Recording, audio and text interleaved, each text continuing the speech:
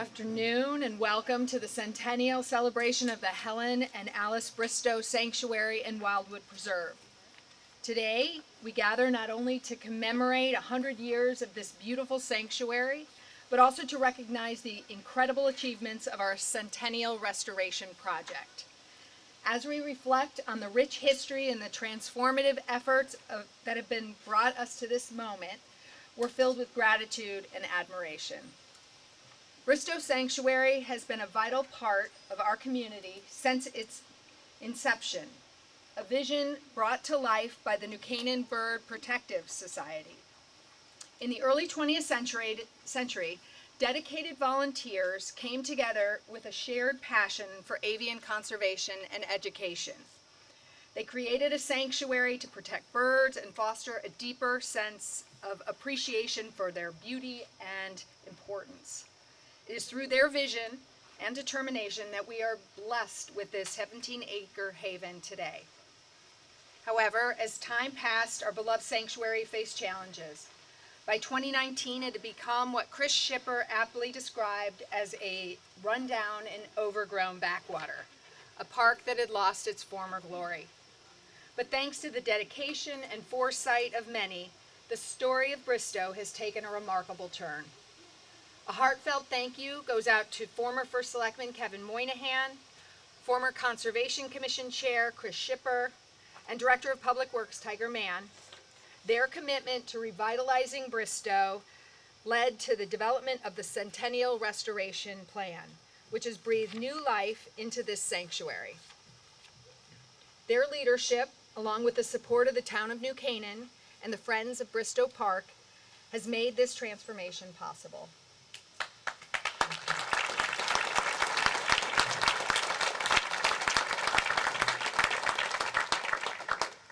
We also owe a great deal of thanks to the New Canaan Community Foundation for establishing and designating a fund to support the Friends of Bristow Park. This initiative allowed us to partner with Keith Simpson Associates, who crafted the Bristow Park Centennial Master Plan, a blueprint for this sanctuary's revival. Our deepest appreciation goes out to all those who generously contributed to this restoration effort. A special thanks goes to our cornerstone grantor, the Genium Foundation, and to the New Canaan Community Foundation, the Anderson Family Foundation, the MLE Foundation, the Seelert Family Foundation, the Stuart Higley Foundation, the Breyer Foundation, Ruth T. Noble, DAF, Marty McLaughlin, Arthur Berry, and the Exchange Club. Your contributions have been instrumental in bringing this vision to fruition.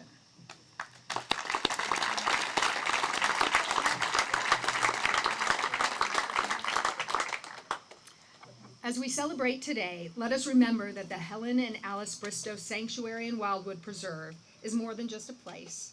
It's a symbol of community spirit, conservation, and the enduring legacy of those who came before us. Here's to another 100 years of preserving and enjoying this remarkable sanctuary. Thank you all for being here to honor and celebrate Bristow. Enjoy the festivities and the beauty of this special place. Thank you.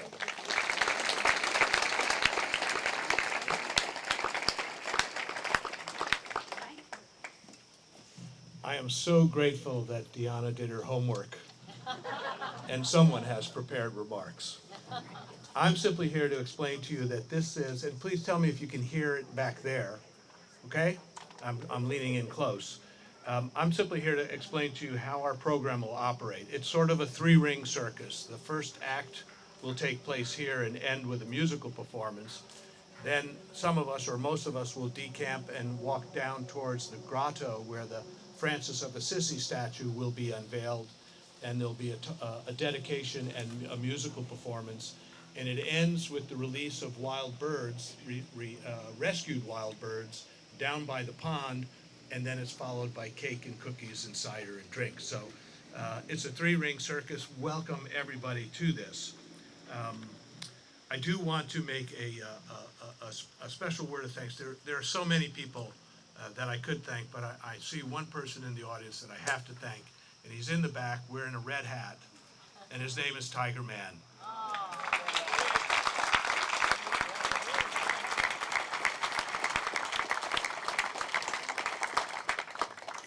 referred to Tiger as one of the best plate spinners in the business for all the projects that he can complete. With that said, it gives me great pleasure to introduce a gentleman who is soulful, gentle, and just one of the most wonderful proponents of bird life in the country, David Sibley. So with that, I give the stage over to David.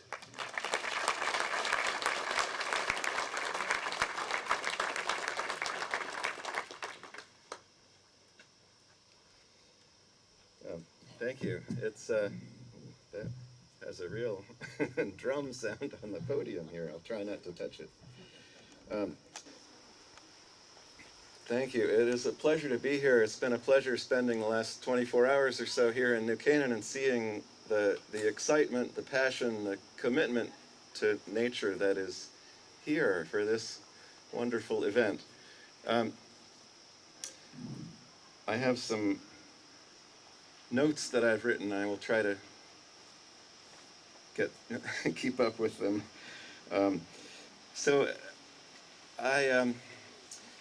We are standing here today because of the vision, the foresight, the commitment of the Bristows 100 years ago to set aside this piece of land for nature, for birds.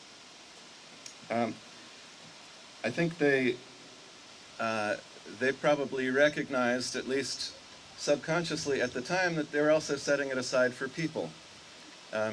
Because people and nature, we need nature, and we feel this real connection to these places. There's a common conception that nature is something separate from humans, and this kind of creeps into our thinking in all kinds of ways. It's no accident that the places we call wilderness and unspoiled nature now are the most remote and inhospitable places. The places where nobody could build a road or a house or a factory. Those are the places that are left. Places like this, fertile soil in a beautiful climate, surrounded by houses, are so difficult to save. There's so many pressures on them, and it's really remarkable that this place was set aside and has persisted for 100 years now. It's a tribute to everyone from the Bristows to today that this place has survived.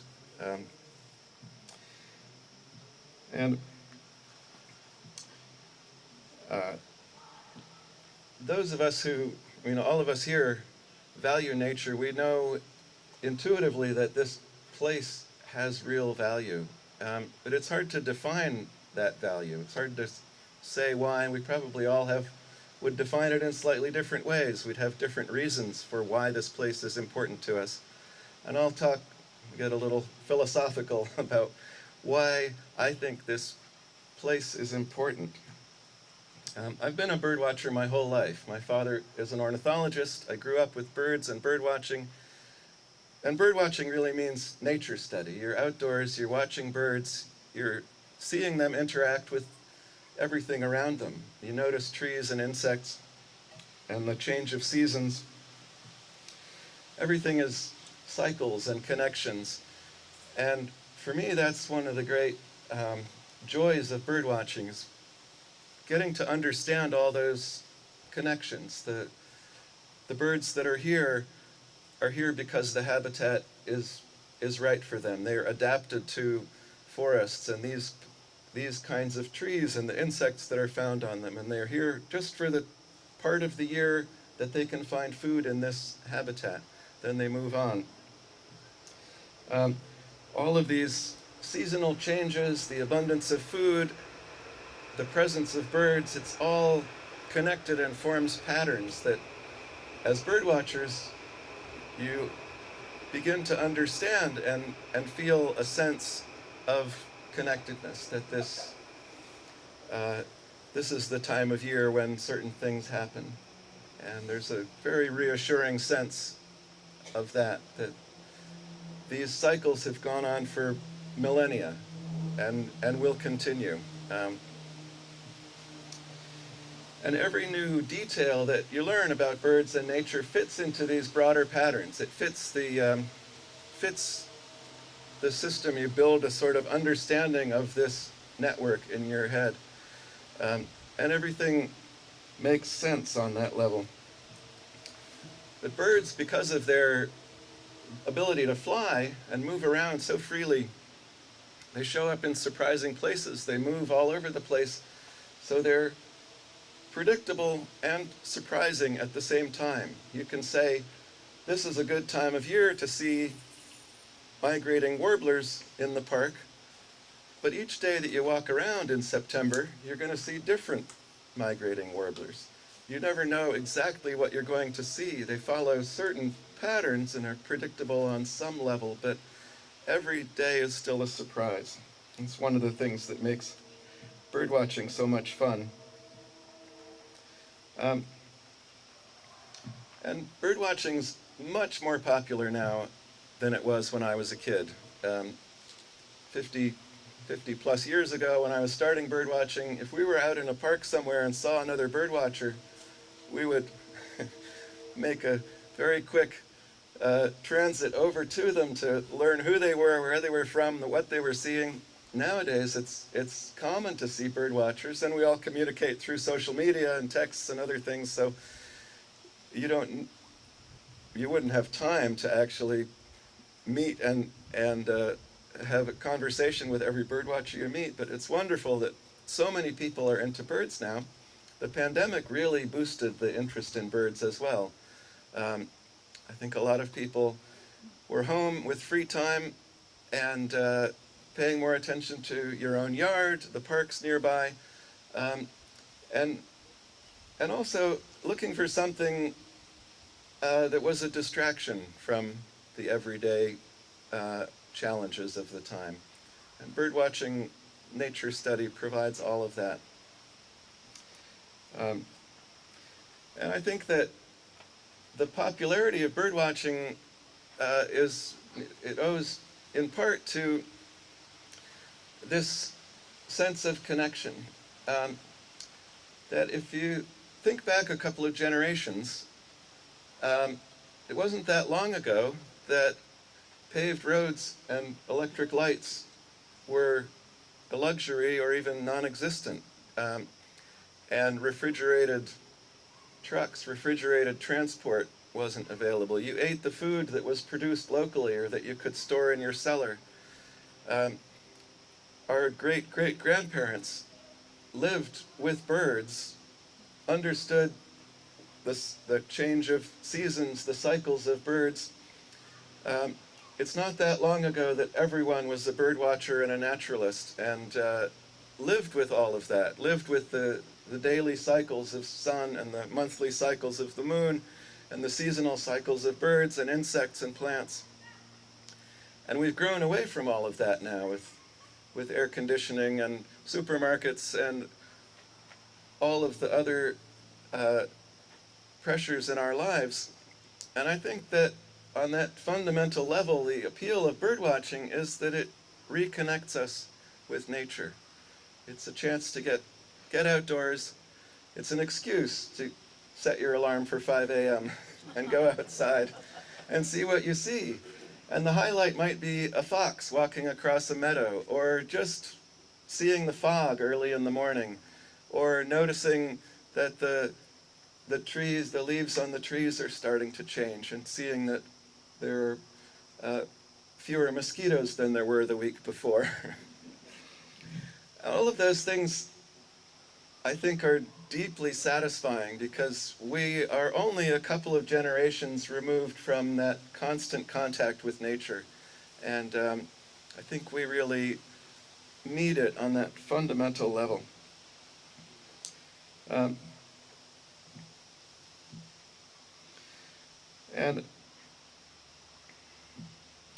in my book, What It's Like to Be a Bird, that just came out a few years ago, that book is all about what birds do and how and why they do it. And I did a tremendous amount of research in that book, and one of the things that I took away from all that research, and and I wrote about it in the introduction of what it's like to be a bird, is that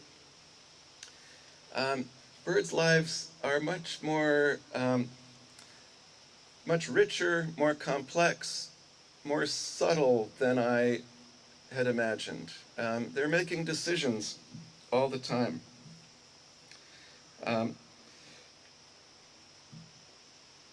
They're weighing options. They come to the bird feeder and decide which seed is the best one to carry away. They're deciding where to build their nest, when to build their nest. They're remembering good and bad experiences and avoiding the places where they had bad experiences. They're interacting with mates and rivals and predators. And they're making their way through each day with a real nuance and skill and experience. The idea of instinct, there's been a long-standing kind of avoidance of ascribing any kind of feelings or consciousness to birds and animals. I grew up with the admonition to avoid anthropomorphizing, which is projecting human feelings onto animals and birds. But we see it in our pets, our dogs and cats. We see it.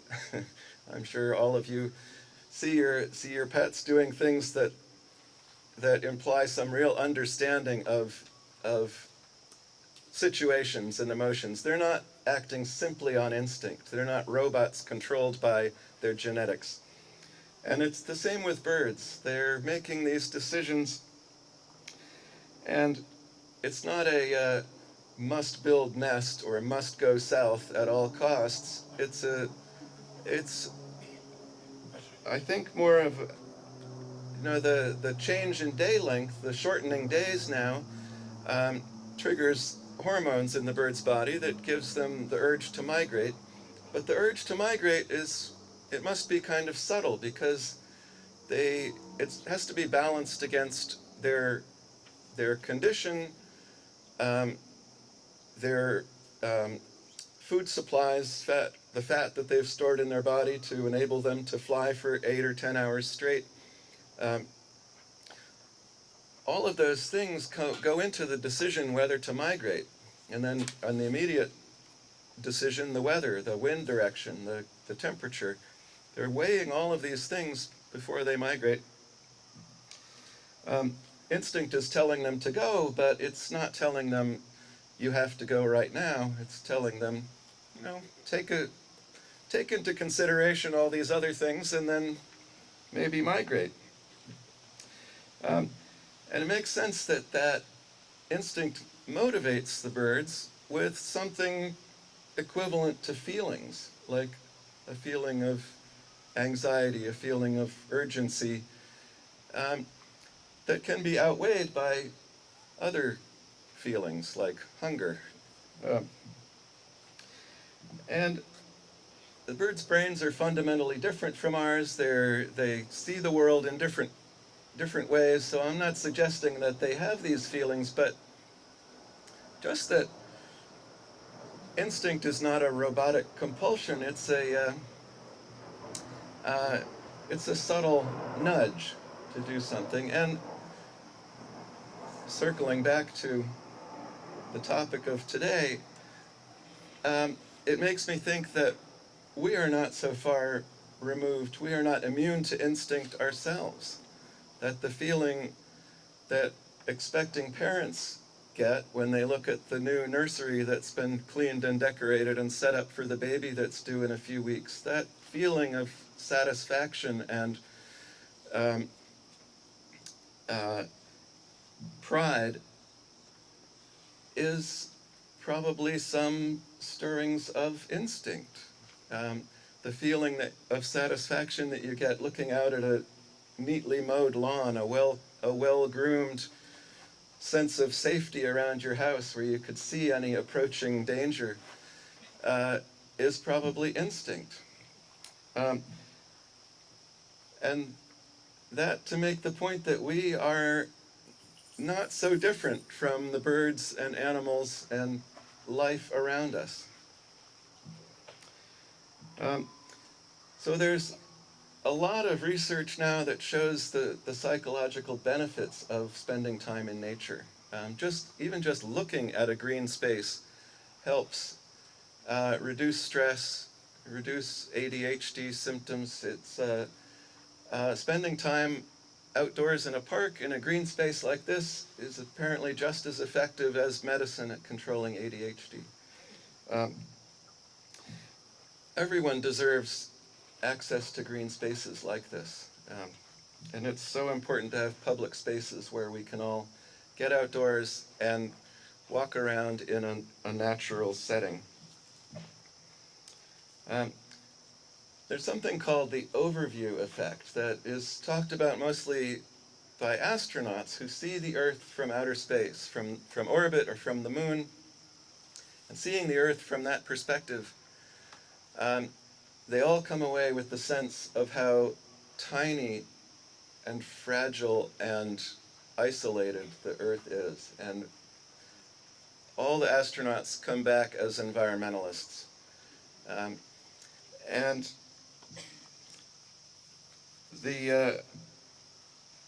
I think I understand that feeling. I think I recognize it in a small way. I get that sense from watching and understanding birds, that the movement of birds across the globe. This morning as we walked through the park, we saw a Blackburnian warbler, which is probably coming from northern Quebec, where it was born, and on its way to Colombia, where it will spend the winter. And that sense of standing here in Bristow woods, seeing a bird that is tracing a path from Quebec to Colombia, is just such a global vision. It's I think it gives me a little bit of the overview effect. The birds that nest here, scarlet tanagers, red-eyed vireos, wood thrushes, will spend the winter in Central America and South America. The birds that spend the winter here, dark-eyed juncos, tree sparrows, other species, are coming from northern Canada, some probably from as far away as the Yukon, spending the winter here, and they'll migrate back to those places. This little patch of woods, for the birds, is kind of a hub, a waypoint that connects South America and northern Canada. And I think the overview effect can also be reached by thinking about this space over the passage of time. We're here in the present moment. It looks like this. There are certain challenges and bonuses of this moment in time. 100 years ago, when this park was formed, there were a lot fewer trees in New Canaan. There were no red-bellied woodpeckers, no wild turkeys, probably no white-tailed deer. All those things are very common now. 500 years ago, you might have seen chestnut trees dominating the forest and passenger pigeons migrating by. Both of those are gone now. And 10,000 years ago, we would have been standing on gravel at the foot of a glacier, right here in this spot. So there, I guess one of my main points is there's no real distinction between humans and nature. We are all part of the same system. And we say we set aside nature preserves like this one, but we shouldn't think of it as a walled garden where we take care of nature and go about our lives in the rest of the world. It is all connected. The animals and plants that are in this 17 acres don't see any boundaries. They move freely all around.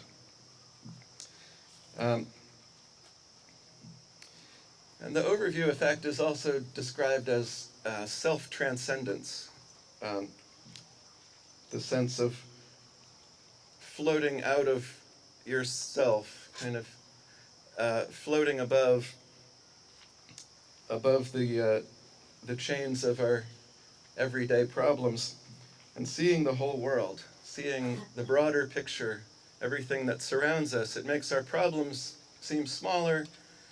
It gives us a better sense of where we are in the world, on the earth, a broader perspective, and including altruism and a sense of meaning and purpose that's bigger than ourselves.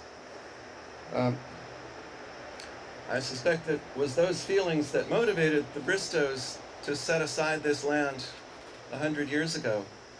And it's probably some of the feelings that motivated everyone over those 100 years to continue to work to preserve this land and to make it accessible and available to anyone who wanted to come here.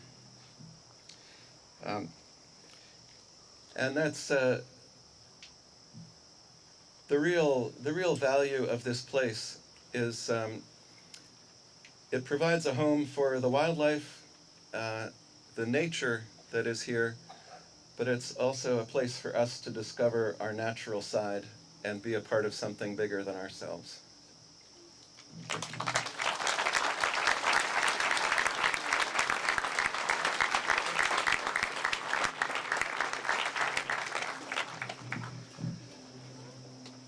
That's some pretty heavy stuff he's talking about. It's wonderful, and I can't help but think that David is sort of giving us the bird's eye overview of the world. But the thought of that this is just a tiny speck on a blue marble in space is impressive. To thank David, I went back into the history books, and I found out that a fellow named Ernest Harold Baines had come and spoke at the opening of this park in 1924, and I just happened to have a copy of his first edition book.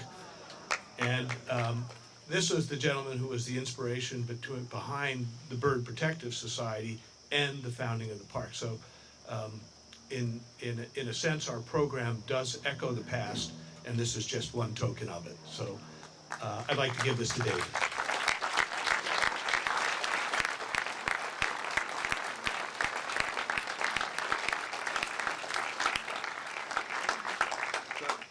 That's a great moment, and now we can move on to the next performance, and I invite Gwyneth Walker to come up and orient us to what you're about to enjoy.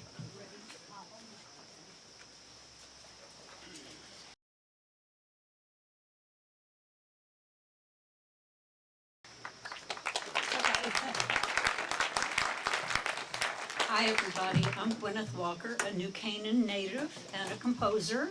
So of course you combine those two things, and I would like to write music about my hometown, which I have done. When I learned about the centennial celebration, I went to the first, and I think I baffled everybody because Tiger Man and other people were talking about the land and the, right of way or whatever, and I said, and I'm the composer who's gonna write the woodwind quintet music. And I think people thought, well, that's odd, but then they did back me in this. Of course, we chose woodwinds because that's just the right sort of instrument to relate to trees. And what you're going to hear is the official premiere of a new work in 5 short movements, each of which is inspired by poems about nature. It's called All Nature Sings.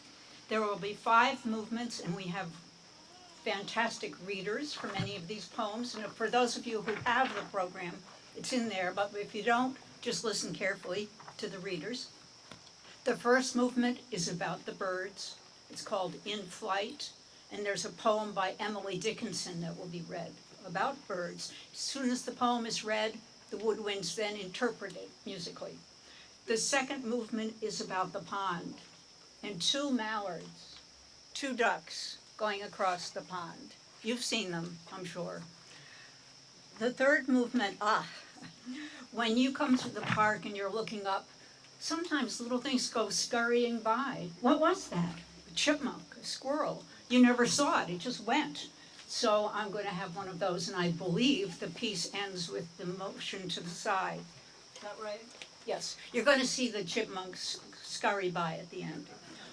The fourth movement is about how we feel. Some of us feel very close to God when we come to a place like this. We may be walking around by ourselves, and then we realize we're not by ourselves. We're walking with another spirit. So it's a very short one. It's called Stillness, and I think Chris will explain about Bliss Carmen. Where are you, Chris? I'm back here. You will explain. Okay. Yeah, he chose a poem himself. All the other poems were ones I chose, but Chris found a local poet that he likes, and he'll explain that. And the last movement, well, it's just celebration, the music of the spheres. That's, when a composer walks through a place like this, she doesn't have conversation or the iPhone on. She has the music of the spheres. So we will now start with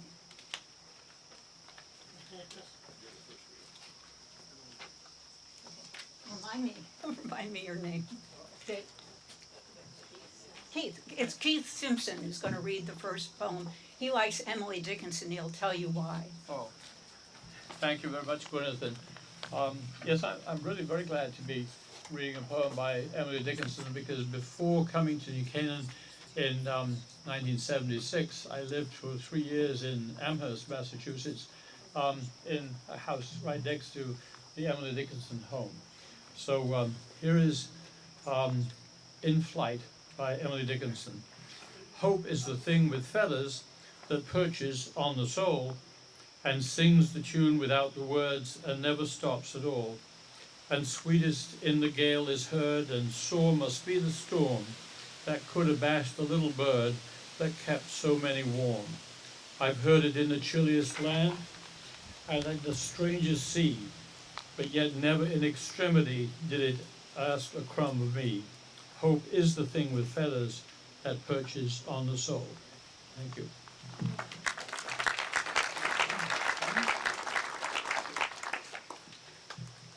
The second reading for In Flight is a tongue twister by Gerald Manley Hopkins called The Wind Hover.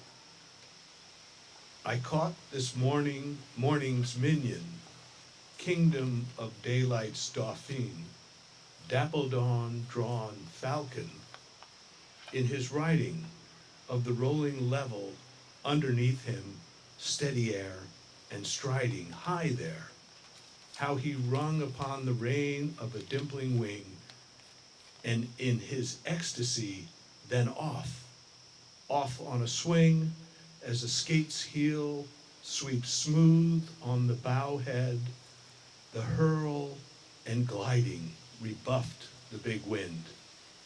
My heart in hiding stirred for a bird, the achieve of, the mastery of the thing.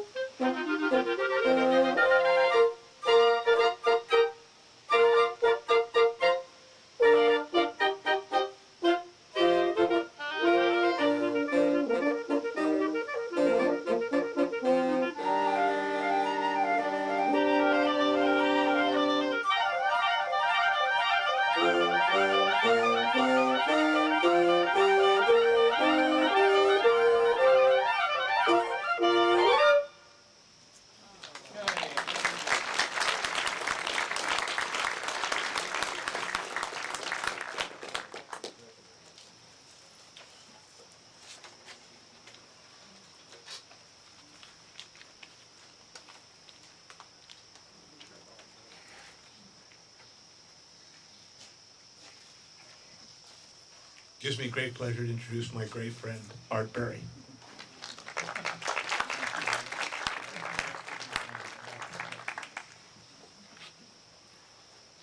This is entitled Acquaintance with Nature, Henry David Thoreau. I want to go soon and live away by the pond, where I shall hear only the wind whispering among the reeds. I seek acquaintance with nature, to know her moods and her manners. I wish to know an entire heaven and an entire earth.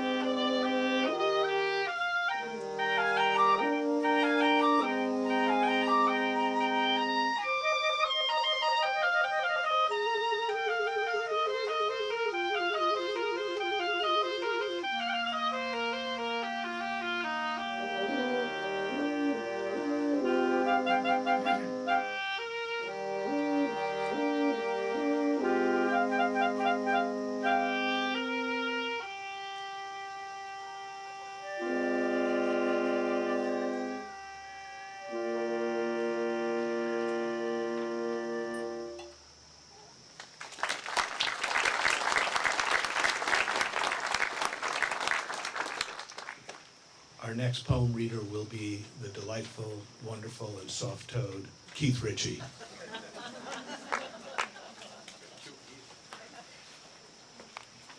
Thank you. It's my honor to recite All Things Bright and Beautiful by Cecil F. Alexander. All things bright and beautiful, all creatures great and small, all things wise and wonderful, the Lord has made them all. Each flower that opens, each bird that sings, with their glowing colors and their tiny wings. All things bright and beautiful, the Lord has made them all. The freezing wind in winter, the baking summer sun, the golden leaves in autumn, God made them all, bright and beautiful, wise and wonderful, great and small. Thank you.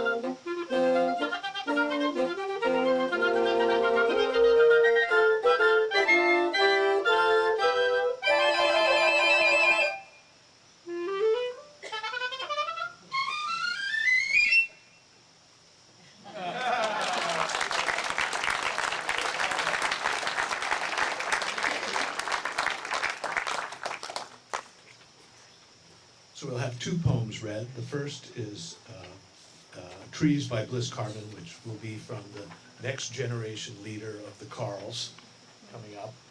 And then it'll be followed by The Stillness by Henry David Thoreau, again by Arthur Berry. So please welcome the young Carl to the stage.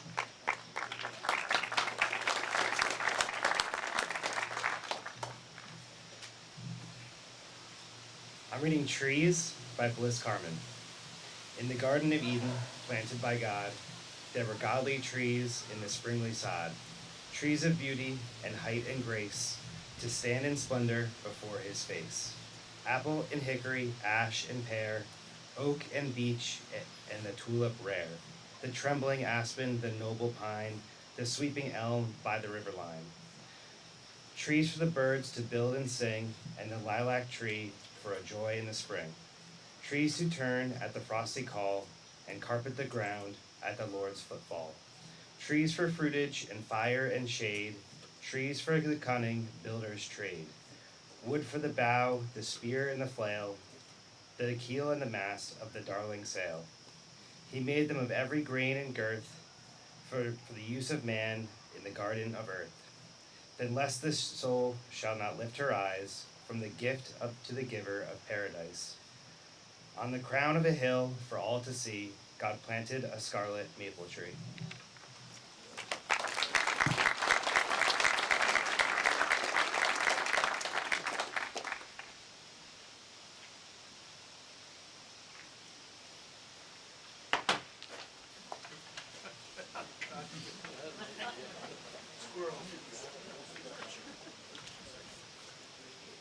This stillness, solitude, wildness of nature is like a herb or food to my intellect. It is as if I always met in those places some grand, serene, immortal, infinitely encouraging, though invisible, companion. We walk together as one.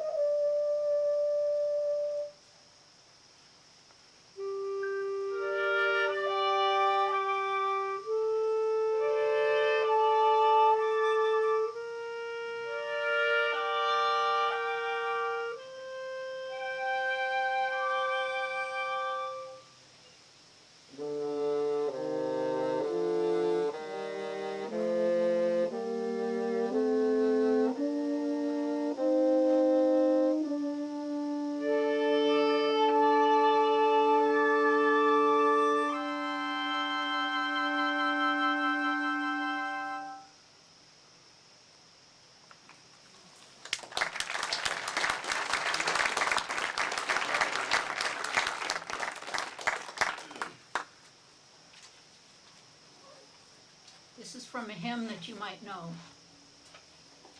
This is my beloved world, and to my listening ears, all nature sings, and round me rings the music of the spheres. In my beloved world, I rest me in the thought of rocks and trees, of skies and seas, the gifts that nature wrought. In our beloved world, where birds their carols raise, the morning light, the lily white, declare our Maker's praise. Declare our Maker's praise. And to my listening ears, all nature sings, and round me rings the music of the spheres.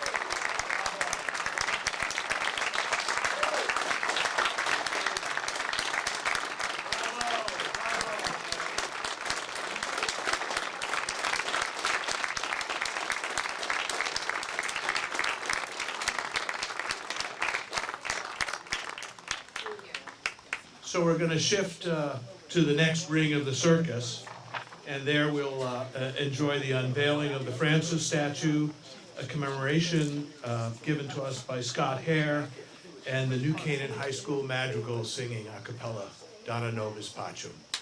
So make your way gently, slowly down there as we set up the sound system. Give us a few minutes. Thank you.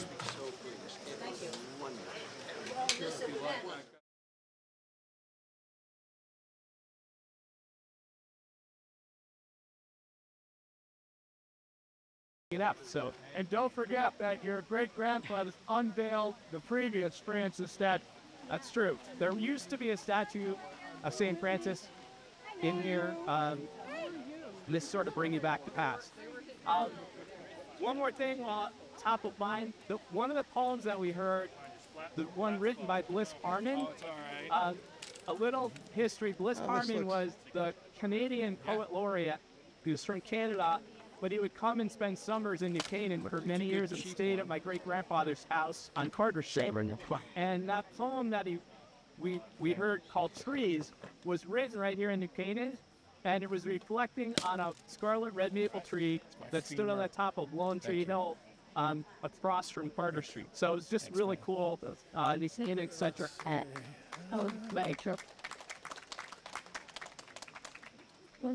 right, one. Two. This bother you if I put this here? Three. What's that for? What's the glass? Not that thing.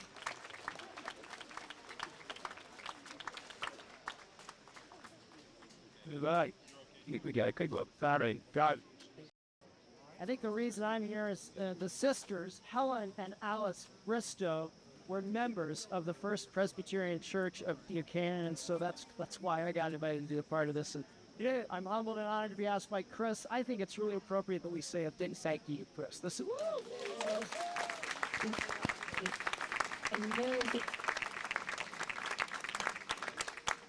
And to remember that the first statue was dedicated just weeks before Pearl Harbor on our country's entry into World War II. And we still sadly live in violent times. And so we need to remember St. Francis' prayer to be instruments of peace, which I think is part of the inscription left.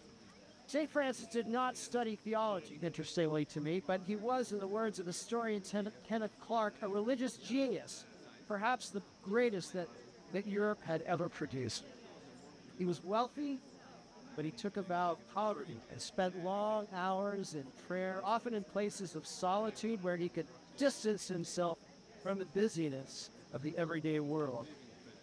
Like our indigenous forebears, Francis believed that we are not to dominate, but to delight in nature, to be curators and caregivers for the environment and all us creatures that are found therein. Francis offered himself in loving service to every person, to every creature, including even tiny earthworms, which he would pick up so that they would not be trodden upon underfoot.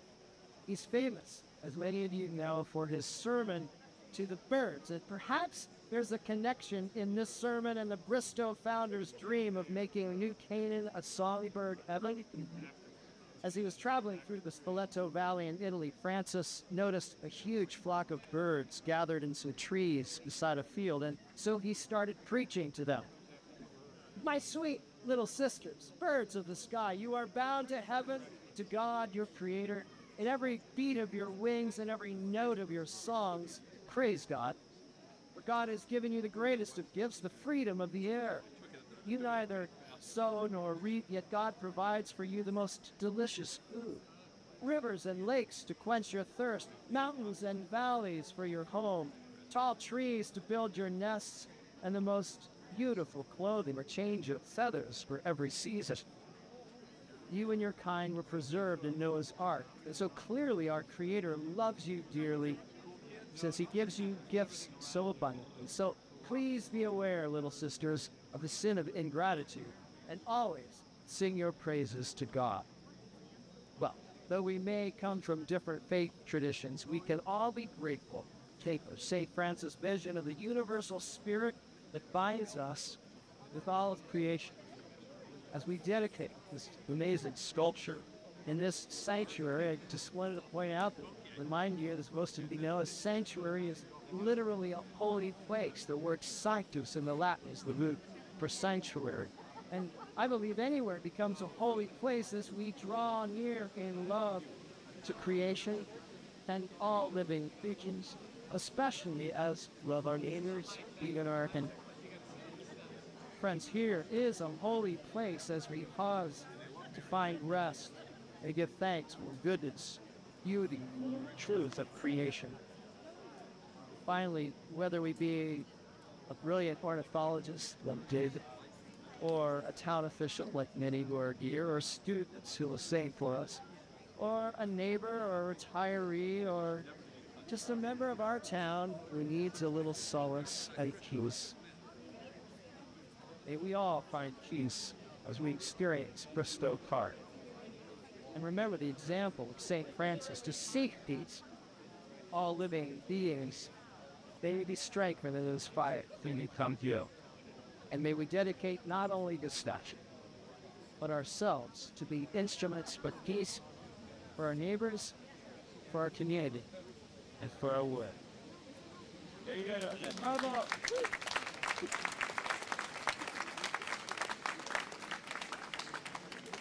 What?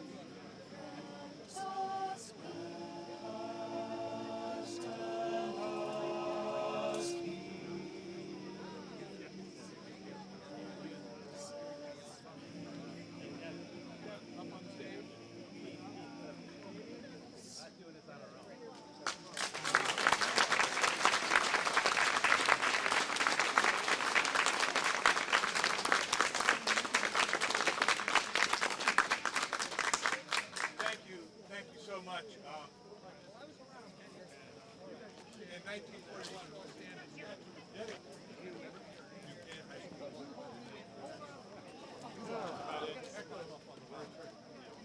thank you.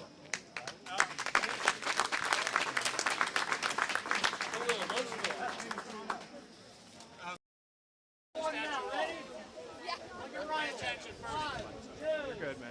Yay! Oh, Amy, turned away. 1, 2, 3.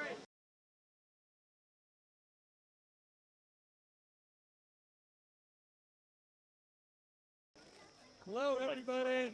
For the bugs? Just briefly, I'd like to introduce Willow from Wildlife in Crisis. So Willow and her mom have been releasing birds in Bristow Park for 5 years.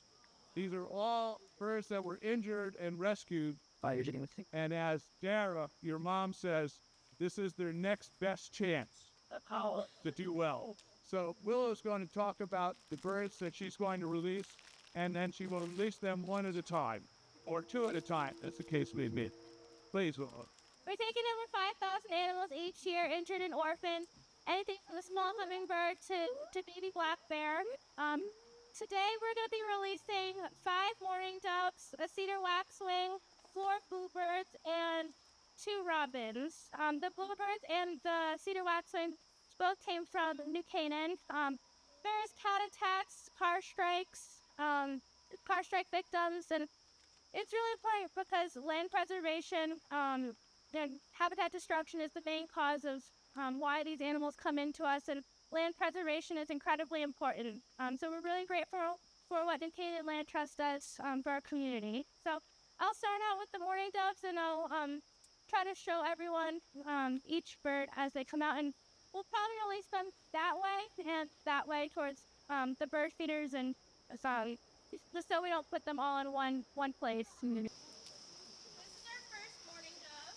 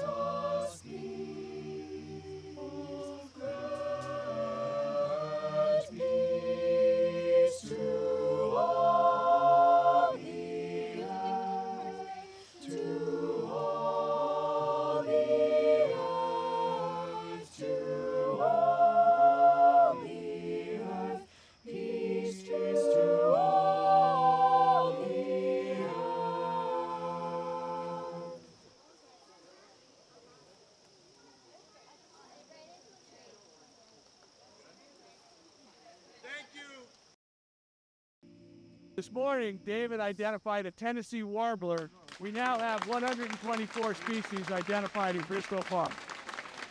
Bravo, thank you all for coming and enjoying it. David, thank you. All of you, thank you for supporting the park and what we do.